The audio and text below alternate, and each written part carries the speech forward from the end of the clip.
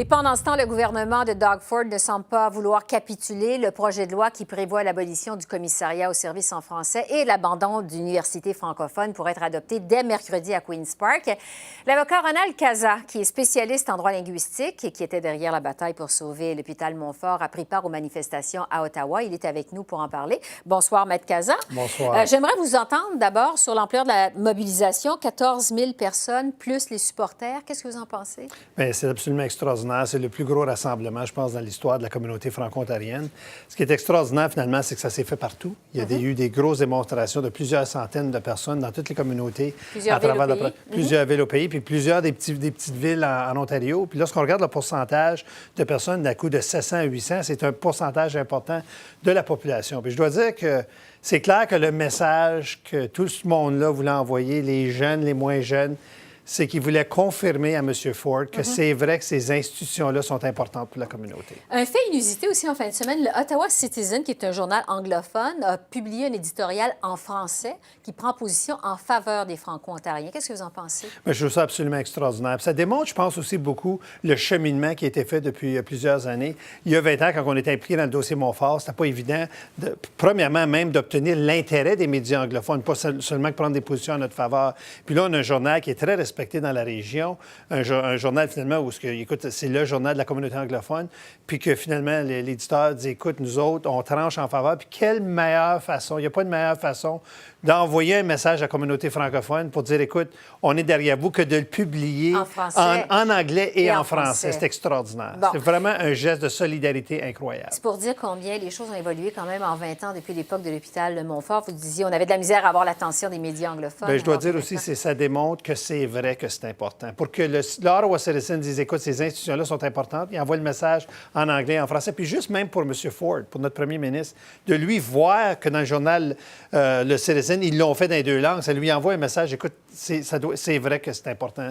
Le message de la communauté franco-ontarienne est important. Bon, sur la possibilité de poursuite judiciaire, maintenant, il y a 30 avocats qui travaillent actuellement sur le dossier. On en est où sur la possibilité, justement, de déposer des poursuites? Mais écoutez, évidemment, il n'y a personne qui veut déposer des poursuites. Nous autres, tout ce qu'on Dernier veut, recours. puis ce qu'on espère, tout ce qu'on espère, c'est que, écoutez, je ne pense pas que le gouvernement conservateur de Mulroney et Ford ont réalisé finalement l'impact que ces décisions-là étaient pour avoir sur la communauté franco-ontarienne.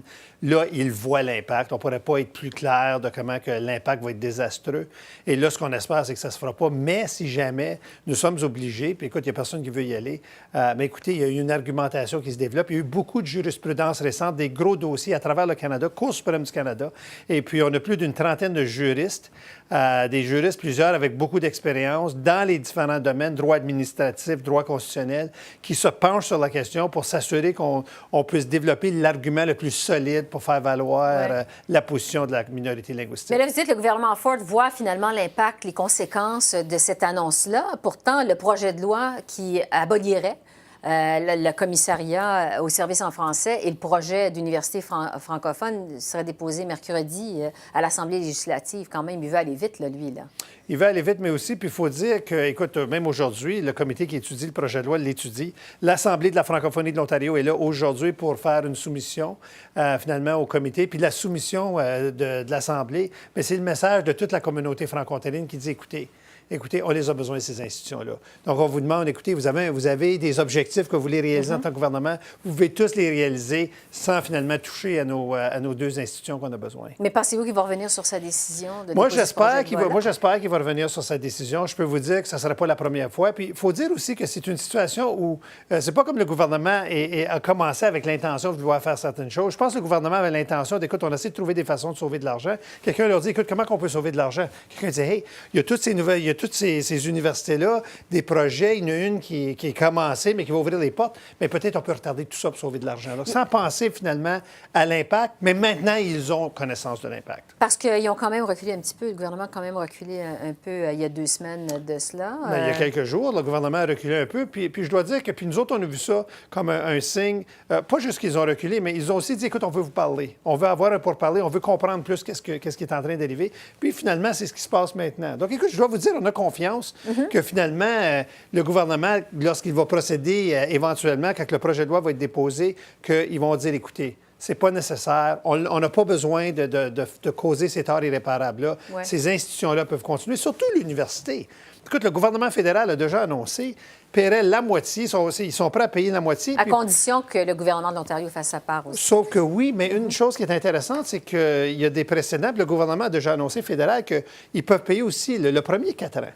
Donc, parce que c'est un projet de 8 ans, puis leur moitié peut être déversée dans le premier 4 ans. Donc, À tout le moins le démarrage de l'université. Le démarrage initial, ce qui veut dire que M. Ford peut certainement réaliser son objectif tout en acceptant l'existence, je dois dire acceptant que l'université franco-ontarienne puisse continuer à jouer son rôle. Parce que la dernière fois qu'on s'est parlé, que vous êtes venu ici pour nous parler du dossier, les gens de l'Université de l'Ontario, du projet en question, vous avez mandaté pour regarder les possibilités de peut-être de poursuites judiciaires. On en est où, là, exactement? Bien, écoutez, évidemment, comme toutes les organisations, l'AFO et l'Université de l'Ontario français, les gens veulent éviter. Ils veulent éviter le recours judiciaire. Mais évidemment, ce qui est important, c'est que si jamais on a un recours judiciaire, il faut être en mesure d'avoir une preuve, d'expliquer un peu qu'est-ce qu'il y en est. Et donc, il va falloir une certaine mobilisation, une préparation.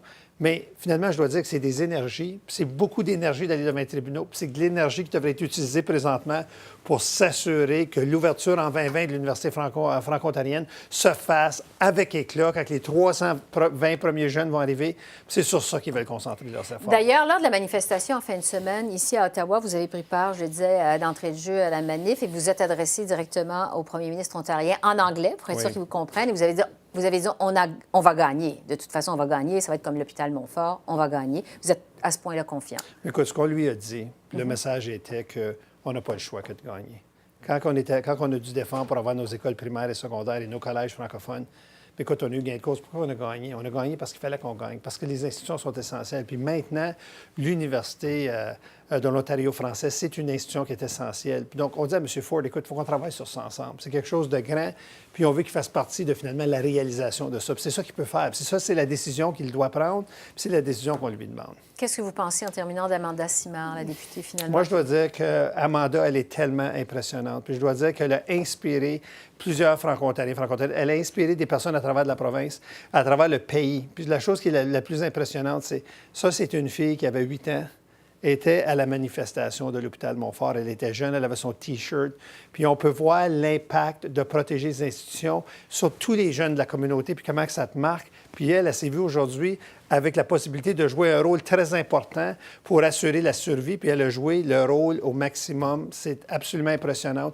Une héroïne de la communauté franco-ontarienne. Merci beaucoup, Maître Casar. On va continuer à vous suivre. Merci. Merci à vous.